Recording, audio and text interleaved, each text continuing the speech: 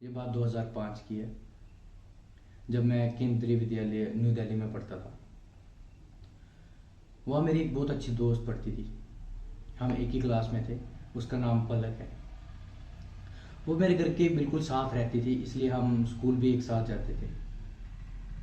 हम सुबह तकरीबन 7 बजे घर से निकलते थे और स्कूल बस तक पहुंचने के लिए हमें 10 मिनट पैदल चलना पड़ता था।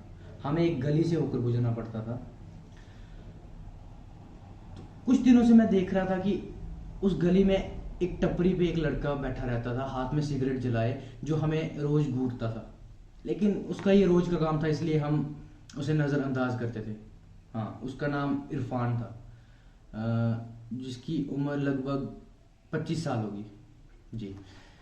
तो हम उसे नज़रअंदाज करते थे और हम मस्ती में स्कूल चले जाते थे।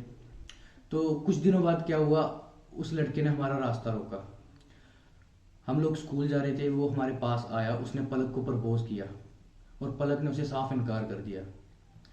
जब उसे इनकार किया तो उसने बेइज्जती महसूस की शायद। तो उसने वो उसके साथ ज़बरदस्ती करने लगा। तो मैंने उसे कहा कि देखो भाई, हम स्कूल के लिए लेट हो रहे हैं, हमें जाने दो।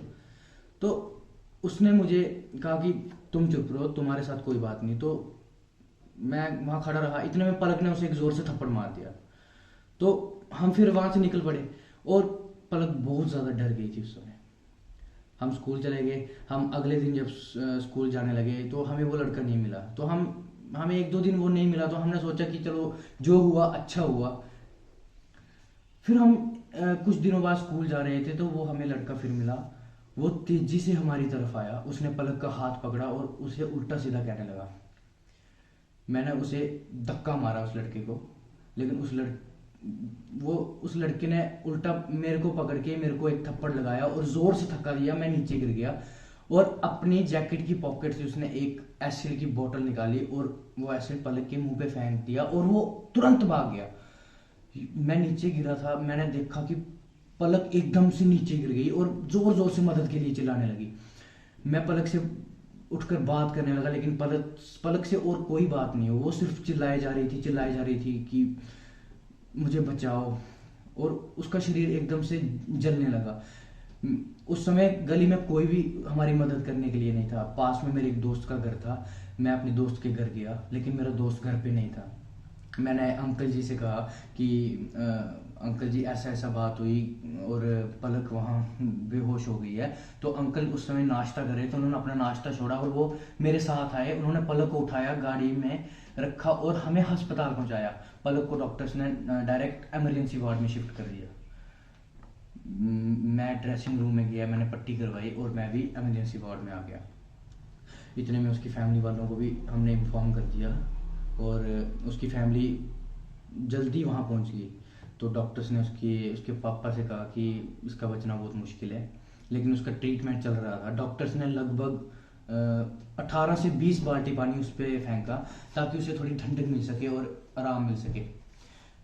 उसके बाद जब उसके पापा ने उसे गले से लगाया तो उनकी शर्ट एकदम से जल गई। इतनी ज़्यादा गर्माहट और इतना जल चुका था उसका शरीर कि उनकी शर्ट तक जल गई। फिर ऑन द स्पॉट 2 ऑपरेशन हुए। ऑपरेशन के बाद वो कुछ घंटों बाद वो थोड़ा होश में आई, तो डॉक्टर्स ने कहा कि इसे एडमिट रखना पड़ेगा। फिर वो एडमिट रही। उसे लगभग 2 महीने एडमिट रखा गया। हर दिन उसका ऑपरेशन होता था। पूरी होशो आवाज में उसकी आंखों को सिला जाता था। उसकी स्किन पे सर्जरी होती थी, आई सर्जरी।